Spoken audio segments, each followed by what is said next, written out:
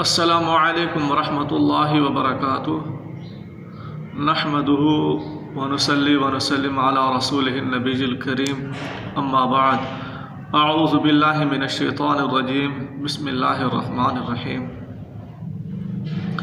وبشر الذین آمنوا وعملوا الصالحات ان لهم جنات تجری من تحتها الانہار كلما رزقوا منها من ثمرة رزقا قالوا هذا الذي رزقنا من قبل وأتوا به متشابها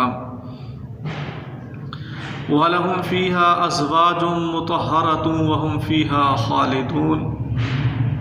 اس آیت میں اللہ تبارک و تعالی نے جنت کی نعمتوں کا بیان کیا ہے۔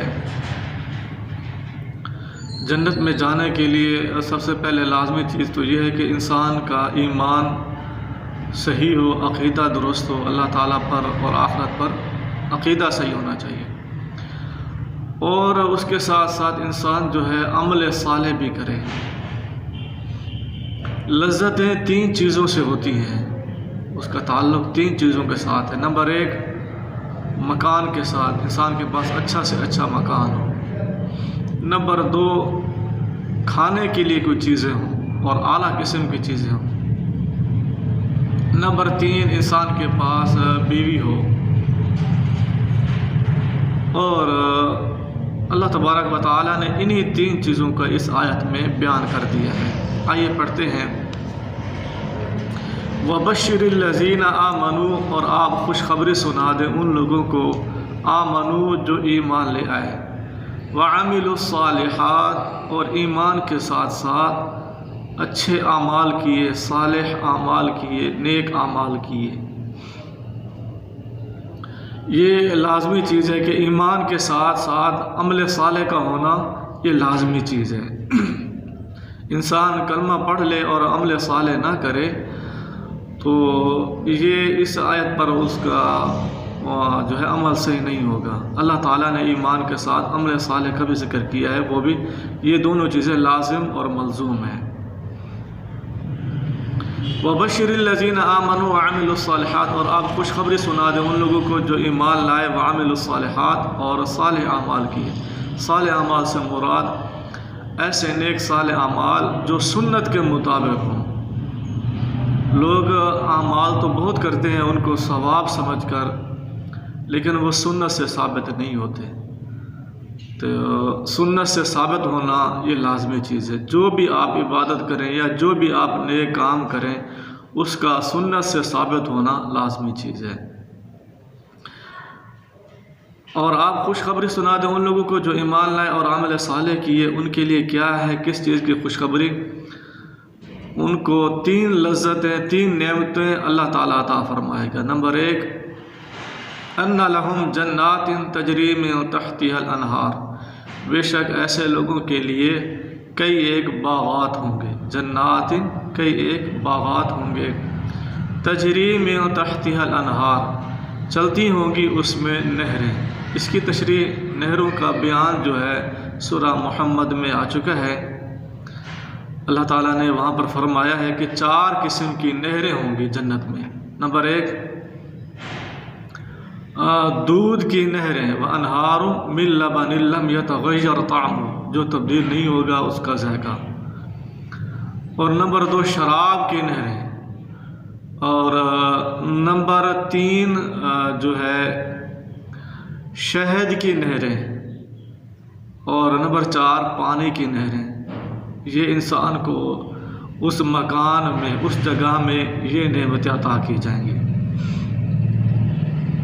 اللہ تعالیٰ نے آگے فرمایا كُلَّمَا رُزِقُوا مِنْهَا مِنْ ثَمَرَةٍ رِزْقًا قَالُوا هَذَا الَّذِي رُزِقْنَا مِنْ قَبْلُ وَأُتُوا بِهِ مُتَشَابِهًا، جب ایمان والے لوگوں کو، عمل صالح کرنے والے لوگوں کو جنت میں داخل کر دیا جائے گا، پھر ان کو رزق اللہ تعالیٰ عطا فرمائے گا، پھل عطا فرمائے گا۔ وہ کہیں گے یہ تو وہی ہیں جو ہمیں دنیا میں دیے گئے تھے۔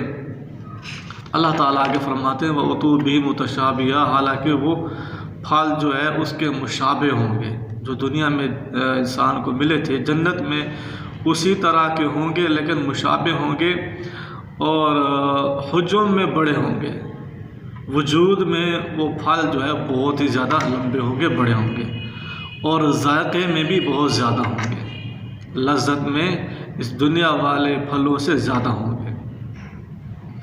وَلَهُمْ فِيهَا أَزْوَاجٌ مُطَهَّرَةٌ، اور تیسری نعمت اللہ تعالیٰ نے اس کا بیان کیا کہ ایمان لے آنے والے انسان کے لیے اور عمل صالح کرنے والے انسان کے لیے یہ نعمت ہوگی۔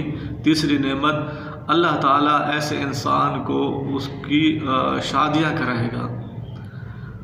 اللہ تعالیٰ ازواج مطہرۃ، بیوی عطا کرے گا جو پاک صاف ہوگی، ہر عیب سے پاک صاف، ہر نقص سے پاک صاف ہوگی، حیض نفاس سے پاک صاف اور دوسری چیزوں سے پاک صاف ہوگی۔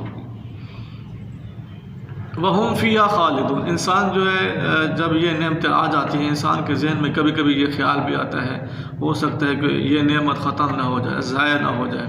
اللہ تعالیٰ نے فرمایا وَهُمْ فِيهَا خَالِدُونَ، وہ انسان جو ہے ان نعمتوں میں، وہ جنت میں ہمیشہ رہے گا، وہ اس سے نکلے گا نہیں، وہ ہمیشہ رہے گا۔ اللہ تعالیٰ اس کو ہمیشہ رکھے گا، موت کو بھی اللہ تعالیٰ موت دے دے گا۔ اللہ تعالیٰ نے اس میں ترتیب رکھی ہے۔ اب دیکھیں، سب سے پہلے انسان کو جس چیز کی ضرورت ہوتی ہے، انسان ایک شادی کرنا چاہتا ہے، اس کو ضرورت ہوتی ہے سب سے پہلے مکان۔ اللہ تعالیٰ نے مکان کا ذکر کیا، اَنَّ لَهُمْ جَنَّاتٍ تَجْرِي مِن تَحْتِهَا الْأَنْهَارُ، اس کے پاس، انسان کے پاس کھانے کے لیے کوئی چیز ہو، مال و دولت ہو، رزق ہو، اللہ تعالیٰ نے اس کا بیان کیا كُلَّمَا رُزِقُوا مِنْهَا مِن ثَمَرَةٍ رِزْقًا قَالُوا هَذَا الَّذِي رُزِقْنَا مِن قَبْلُ وَأُتُوا بِهِ مُتَشَابِهًا۔ اس کے بعد اللہ تعالیٰ نے فرمایا کہ انسان کو تیسری چیز جو ضرورت ہوتی ہے وہ کہ انسان شادی کی خواہش رکھتا ہے کہ اس کی بیوی ہونی چاہیے، انسان کی بیوی ہونی چاہیے۔ وَلَهُمْ فِيهَا أَزْوَاجٌ مُطَهَّرَةٌ وَهُمْ فِيهَا خَالِدُونَ۔